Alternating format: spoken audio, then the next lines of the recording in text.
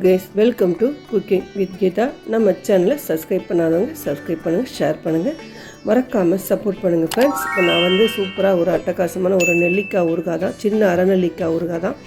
பாருங்கள், எனக்கு தெரிஞ்சதை மாதிரி நான் போட்டிருக்கேன். அது உங்களுக்கு பிடிச்சிருந்தா நீங்களும் அதே மாதிரி ட்ரை பண்ணி பாருங்கள்.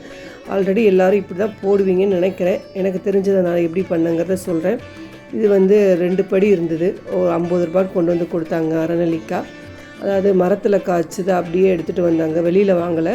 அவங்க வீட்டில் காய்ச்சதை அப்படியே எடுத்து கொண்டு வந்து கொடுத்தாங்க. நல்லா இருந்தது, சரி போடுவோன்ட்டு போட்டேன். 2 படி இருக்குது அப்படின்ட்டு கொடுத்தாங்க. பாருங்கள், 2 படி இருக்குது, உங்களுக்கே தெரியும் பார்த்தாலே.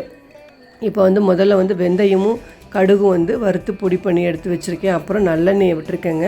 நல்லெண்ணெய் விட்டு கொஞ்சமாக கடுகையும் போட்டு பெருங்காயத்தூளையும் போட்டுட்டு நெல்லிக்காயை எடுத்து போட்டுருங்க. நான் ஒரு கப் அளவுக்கு மிளகாய்த்தூள், காஷ்மீர் சில்லி பொடி தான் போட்டிருக்கேன்.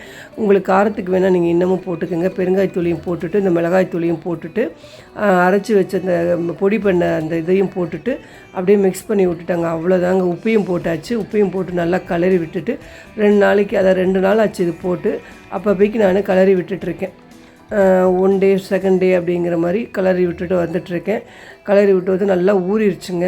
சூப்பராக நல்லா தயிர் சாதத்துக்கு தொட்டு சாப்பிட, சாம்பார் சாதத்துக்கு தொட்டு சாப்பிட, கலந்த சாதத்துக்கு எல்லாத்துக்குமே சூப்பராக இருக்கும். நெல்லிக்காய்னா கேட்கவா வேணும்.